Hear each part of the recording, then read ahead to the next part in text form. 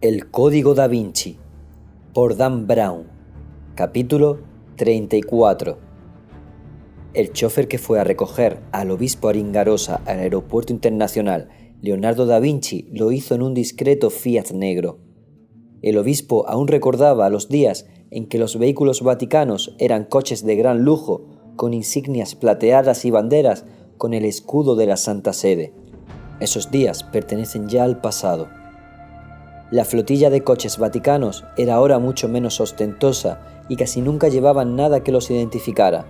La Santa Sede aseguraba que se hacía así para reducir costes y servir mejor a su diócesis, pero Aringarosa sospechaba que se trataba más bien de una medida de seguridad. El mundo se había vuelto loco y en muchas partes de Europa proclamar tu amor a Jesucristo era como dibujarte una diana en el pecho. Recogiéndose un poco los faldones de la sotana, Aringarosa se montó al asiento trasero y se puso cómodo, pensando en el largo trayecto que le aguardaba hasta Castel Gandolfo, el mismo que ya había hecho hacía 5 meses. El viaje a Roma del año pasado, pensó suspirando, la noche más larga de mi vida. Hacía 5 meses habían recibido una llamada del Vaticano en la que se requería su inmediata presencia. No le explicaron nada más. Los billetes están en el aeropuerto. La Santa Sede hacía lo posible por alimentar su halo de misterio, incluso frente al alto clero. Aringarosa sospechó que aquella convocatoria misteriosa era una ocasión para que el Papa y otros miembros de la Curia Vaticana se subieran al carro del último éxito público del Opus Dei, la culminación de las obras de su sede en la ciudad de Nueva York. La revista Architectural Digest había afirmado que el edificio era un faro radiante de catolicismo perfectamente integrado en su entorno de modernidad, y últimamente el Vaticano parecía mostrar atracción hacia todo aquello que incluyera la palabra moderno. Aringarosa no pudo declinar aquella invitación, aunque acudió con reticencias. No comulgaba demasiado con la actual administración vaticana. Aringarosa, como la mayor parte del clero más conservador, había asistido con grave preocupación al primer año de pontificado del Papa. Más liberal que sus predecesores, su santidad había llegado a ocupar la silla de San Pedro tras uno de los cónclaves más controvertidos de la historia, y ahora, lejos de aplacar su talante después de su inesperado acceso al poder, el Santo Padre no había malgastado ni un minuto y había empezado a dar pasos para agilizar la anquilosada maquinaria burocrática de la cúspide de la cristiandad. Sirviéndose de una preocupante marea de apoyo que le brindaban los miembros más progresistas del Colegio de Cardenales, ahora el Papa declaraba que su misión consistía en rejuvenecer la doctrina vaticana y llevar el catolicismo al tercer milenio. Pero Aringarosa se temía que en realidad eso significara que era lo bastante presuntuoso como para creer que podía reescribir las leyes de Dios y recuperar los corazones de todos los que creían que, en el mundo actual, el verdadero catolicismo no tenía sentido. Aringarosa había recurrido a todas las influencias políticas, que no eran pocas teniendo en cuenta el peso del Opus Dei y su patrimonio, para persuadir al Papa y a sus consejeros de que la flexibilidad de las leyes de la Iglesia no solo era cobarde e impía, sino que representaba un suicidio político.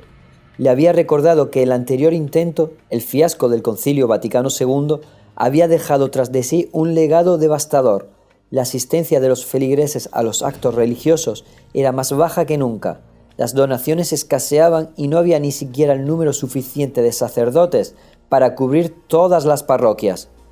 La gente necesita que la Iglesia les aporte estructura y orden, insistía Aringarosa, y no palmaditas en la espalda e indulgencia. Aquella noche, hacía meses, mientras se alejaba del aeropuerto, Aringarosa había constatado con sorpresa que no estaban conduciéndole en dirección a la ciudad del Vaticano, sino hacia el este, por una carretera sinuosa. ¿Dónde vamos?, le preguntó al chofer. Al lago Albano, respondió. La reunión es en Castel Gandolfo. ¿En la residencia de verano del Papa? Aringarosa nunca había estado ahí, ni lo había deseado. Además de ser la casa donde el Papa pasaba sus vacaciones estivales, la ciudadela del siglo XVI albergaba la Specula Vaticana, el observatorio astronómico papal, uno de los más avanzados de Europa. Aringarosa nunca se había sentido muy cómodo con el interés del Vaticano por la ciencia. ¿Qué sentido tenía unir ciencia y fe? La objetividad de la ciencia estaba reñida con la fe en Dios, y además la fe no tenía ninguna necesidad de confirmar físicamente sus creencias. Y sin embargo, ahí está, pensó al ver aparecer el perfil de Castel Gandolfo. Desde la carretera parecía un enorme monstruo a punto de dar un paso mortal. Colgado en lo alto de un risco, el castillo se elevaba sobre la cuna de la civilización italiana, el valle en el que los clanes de los Curiacios y los Horacios se habían enfrentado mucho antes de la fundación de Roma. Incluso desde lejos, la visión del castillo impresionaba. Se trataba de una notable muestra de arquitectura defensiva en estratos que hablaba de la importancia de su estrategia y espectacular ubicación. Pero Aringarosa se lamentaba de que el Vaticano hubiera destrozado aquel edificio con la construcción sobre los tejados de dos enormes cúpulas de aluminio para albergar los telescopios, que hacían que aquella noble edificación se pareciera más bien a un valiente guerrero con dos sombreros de payaso en la cabeza. Cuando se bajó del coche, un joven jesuita salió al momento a recibirlo. «Bienvenido, obispo. Soy el padre Mangano, astrónomo». «Pues mejor para usted». Emitió un gruñido a modo de saludo y siguió al jesuita hasta el vestíbulo del castillo, un gran espacio abierto con una poco inspirada decoración mezcla del estilo renacentista e imágenes astronómicas. Subieron por la ancha escalera de mármol travertino y Aringarosa se fijó en las señales que indicaban centros de conferencias, aulas científicas y servicios de información turística.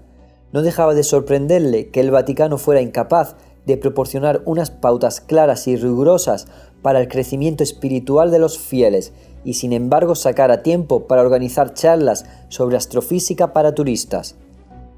«Dígame», preguntó Aringarosa al joven cura, «¿desde cuándo se empieza la casa por el tejado?»